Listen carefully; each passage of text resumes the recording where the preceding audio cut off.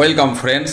অত্যন্ত দুঃখের খবর, যেসব জায়গায় বন্যা হয়েছে সেখানে স্বাভাবিক পঠন পাঠন বিদ্যালয়ে বন্ধ থাকবে এবং বিদ্যালয়গুলি বন্যা কবলিত মানুষজনদের শেল্টার হিসেবে ব্যবহার করা হবে।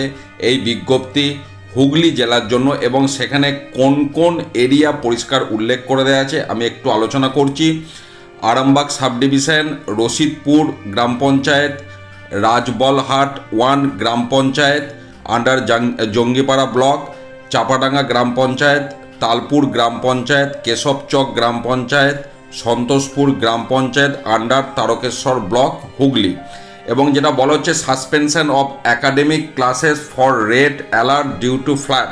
এবং এখানে সেই বক্তব্যটাই রাখা হয়েছে যে বন্যার যে ভয়াবহ রূপ সেটা যে সমস্ত জায়গায় দেখা গেছে এখানে উল্লেখ করা হয়েছে।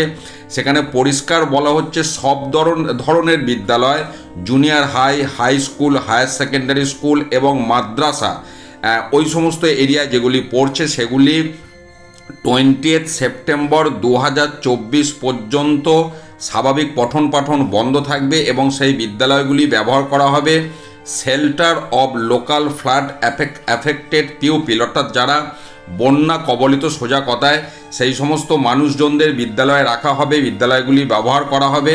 তো আপাতত 20 সেপ্টেম্বর পর্যন্ত ওই সমস্ত বিদ্যালয়গুলির যে একাডেমিক ক্লাস সেগুলি সাসপেন্ড থাকবে।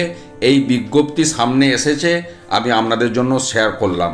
ভালো থাকুন, সুস্থ থাকুন, ধন্যবাদ।